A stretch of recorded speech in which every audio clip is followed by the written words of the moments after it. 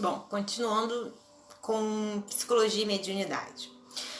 Agora o papo é cuidar com o seu desenvolvimento, né? Vamos ter cuidados com isso.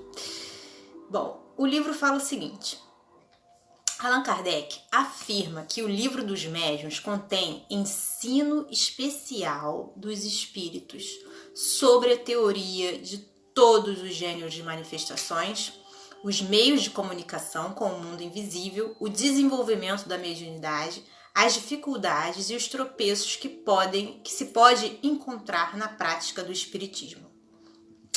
Agora, podemos perceber que antes de publicar o livro, Kardec tinha a preocupação com o desenvolvimento da mediunidade, pois sabia que seria algo relevante na prática do espiritismo.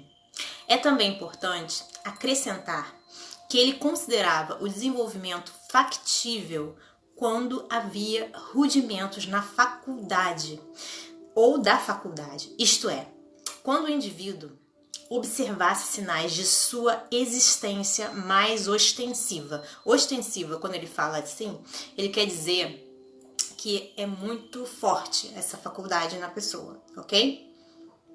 Tá bem.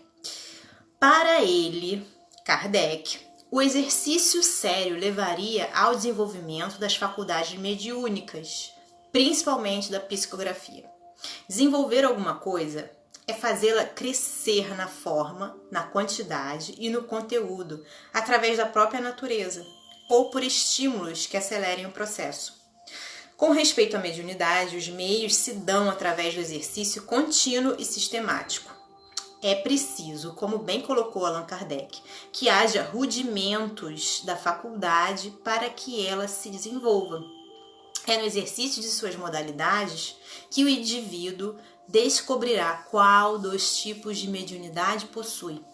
O exercício deve ser seguido de estudo sério e de persistência. Há casos em que ele aconselha que se faça o exercício por meses seguidos, pois conhecia médiuns que só conseguiram resultados após 6 meses.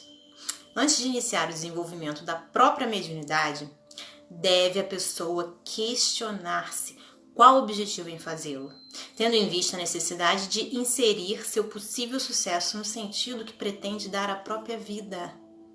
Mesmo que se queira o bem da humanidade ou fazer caridade aos espíritos desencarnados com o esclarecimento, ou ainda buscar a própria redenção, deve-se ter uma visão de longo prazo na atual encarnação. O exercício da mediunidade, chamada de socorrista, requer abnegação e certos sacrifícios.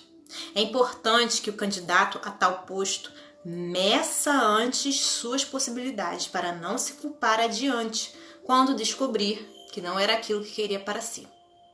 O desenvolvimento da mediunidade se constitui no exercício de um determinado tipo de uso e pela conexão a espíritos que se interessam pela comunicação que se pretende estabelecer. É importante que não se vá a uma reunião para desenvolver a mediunidade sem descobrir antes qual tipo possui mais proeminente, o tipo mais forte. Seria conveniente não só estudar antes o espiritismo, junto a pessoas mais experientes, como também fazer alguns testes de detecção. Recomendo, no livro, o autor está recomendando que a pessoa em questão, qualquer um de vocês que estiverem interessados, faça alguns dos exercícios que ele já indicou, que a gente já falou aqui, bem como o teste da sensibilidade mediúnica que a gente também já fez aqui. Os espíritos que se colocam junto aos candidatos a médium ostensivo geralmente visam o bem de seus pupilos, assim como o progresso da humanidade. Eles também visam o próprio crescimento espiritual, pois estão em vias de reencarnar e pretendem continuar no contato com a mediunidade. É importante que o encarnado procure estabelecer uma relação empática com o desencarnado, na qual haja confiança e amizade. Como sempre, deve ser uma relação na qual ambos se considerem no mesmo nível de evolução. Bom, daqui a pouco. O desenvolvimento da mediunidade é favorecido pela constante conexão que o indivíduo deve fazer com sua intuição e também cultivando sempre a certeza de estar em companhia dos espíritos. A intuição é um instrumento poderoso na vida do ser humano, pois é com ela que os espíritos contam para passar suas ideias aos encarnados, quando estes não apresentam mediunidade ostensiva. A mediunidade não deve ser desenvolvida por conta simplesmente de uma obsessão. Muito embora possa ocorrer o desenvolvimento depois de tratada a obsessão, esta deve ser tida como uma expressão do inconsciente aflorado por influência de uma ou mais entidades espirituais. O desenvolvimento e a educação da mediunidade deve ocorrer sempre que o indivíduo o desejar, por tê-la naturalmente ou quando haja sinais evidentes de sua manifestação explícita. Embora a mediunidade possa ser desenvolvida em qualquer lugar, inclusive em casa, porém é conveniente, por razões de segurança pessoal, que ocorra num centro espírita, cuja orientação doutrinária se baseie nas obras de Allan Kardec. Um dos fatores que contribuem muito para o desenvolvimento da mediunidade é a consciência da existência em si próprio, pois isso propicia a disposição psíquica à ocorrência dos fenômenos. Tal disposição pode, num primeiro momento, suscitar a imaginação, porém, após certo tempo de exercício, a própria pessoa poderá discernir sobre o que quer, sobre o que ocorrer. Tendo dificuldade em fazê-lo, é conveniente que submeta suas sensações e impressões a pessoas mais experientes.